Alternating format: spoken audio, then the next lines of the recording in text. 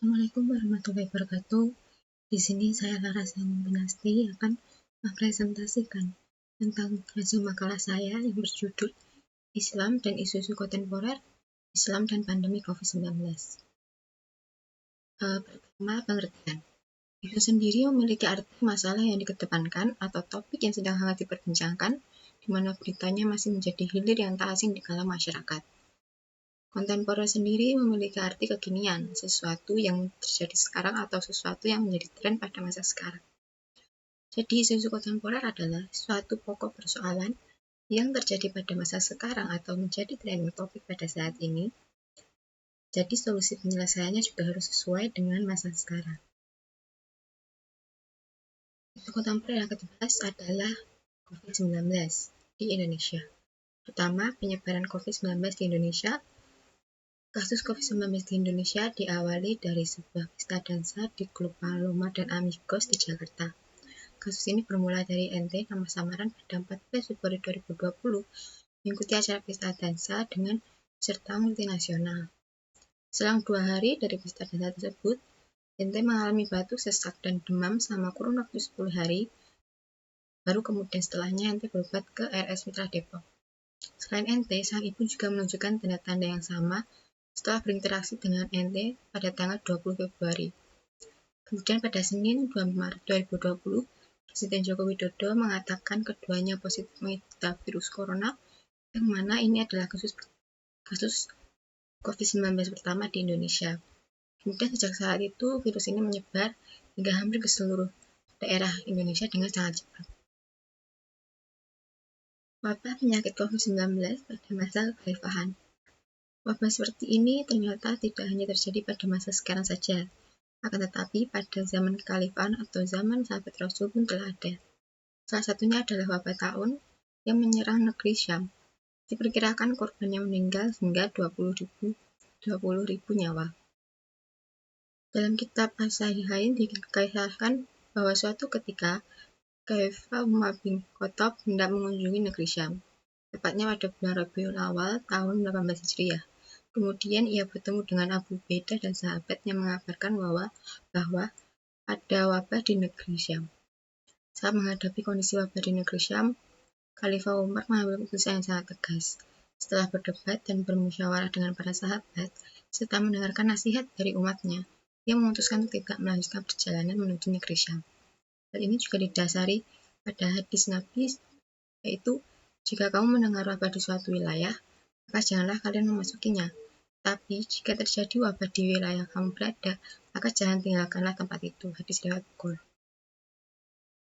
Dampak pandemi COVID-19 terhadap Muslim Indonesia. Pandemi COVID-19 tidak hanya menimbulkan dampak sosial, tapi juga berdampak pada kegiatan beribadah umat-umat beragama di Indonesia, terutama umat Muslim. Sejak COVID-19 membludak di Indonesia pada tahun 2020 sampai 2021, atau hingga sekarang, telah banyak kegiatan-kegiatan peribadahan yang mengalami perubahan ketentuan. Aktivitas ibadah umat Islam yang melibatkan banyak orang, misalnya sholat berjamaah 5 waktu, sholat Jumat, pengajian umum, tablik akbar di masjid dan musola, dan proses pemakaman jenazah dan sebagainya telah dilarang. Hal ini tentu saja menuai pro dan kontra di tengah masyarakat. Banyak yang setuju dengan pertimbangan aspek kesehatan, namun ada pula yang kontra karena dinilai ketentuan ini dapat melemahkan kegiatan ibadah umat Islam. Positif Muslim terhadap COVID-19. Setelah COVID menyebar di Indonesia, lockdown mulai diberlakukan. Hal ini juga termasuk aktivitas peribadahan yang harus dijalani di rumah. Banyak Muslim yang setuju dengan pertimbangan aspek kesehatan dan menjalankan ibadah di rumah saja. Beberapa lembaga kesehatan seperti MUI, PBNU, dan PP Muhammadiyah juga menunjukkan sikap yang merefleksikan zona bertumbuh. MUI seperti lembaga yang menaungi seluruh ormas Islam Indonesia dengan sikap mengeluarkan fatwa nomor 14 2020 tentang tata cara ibadah pada masa wabah corona pada 16 Maret 2020. Selain itu, ormas yang memiliki akar rumput hingga tingkat desa seperti NU dan Muhammadiyah juga melakukan berbagai upaya penanggulangan, seperti mengadakan bakti sosial maupun mengeluarkan surat edaran tentang pelaksanaan ibadah-ibadah yang sebaiknya dilaksanakan di rumah saja. Demikian pula beberapa tokoh ulama seperti Nasaruddin Umar Imam Besar Masjid Istiqlal juga telah mengumumkan penutupan Masjid Istiqlal untuk mencegah penyebaran virus. Respon negatif Muslim terhadap COVID-19.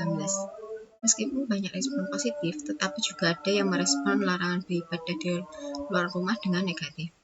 Beberapa kelompok agama banyak yang tidak mengindahkan himbauan dan fatwa tersebut.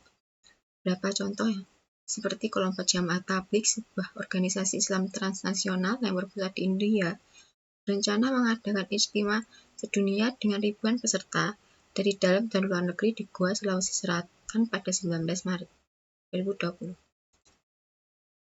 Ada lagi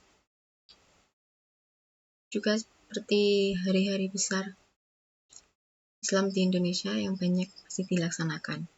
Juga ada pula jamaah masjid di Bandung yang merobek spanduk masjid berisi pengumuman penutupan sementara masjid dan peniadaan sholat Jumat berjamaah selama pandemi COVID-19. Materi selanjutnya adalah teladan Rasulullah dalam menghadapi pandemi. Sebenarnya Rasulullah telah memberikan teladan bagaimana cara pada umatnya untuk menghadapi pandemi. Pertama, menghindar dari penderita penyakit menular. Sebagaimana diriwayatkan oleh Bukhari dan Muslim, Allah bersabda, larilah dari orang yang sakit lepra sebagaimana kamu lari dari singa.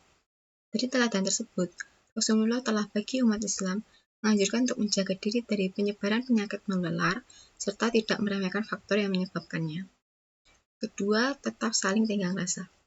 Anjuran Nabi untuk menghindari mengidap penyakit menular tidak lantas menjadi alasan untuk memunculkan penderitanya. Kita dilarang berinteraksi berlebihan dengan penderita penyakit menular, tetapi tetap harus tenggang rasa.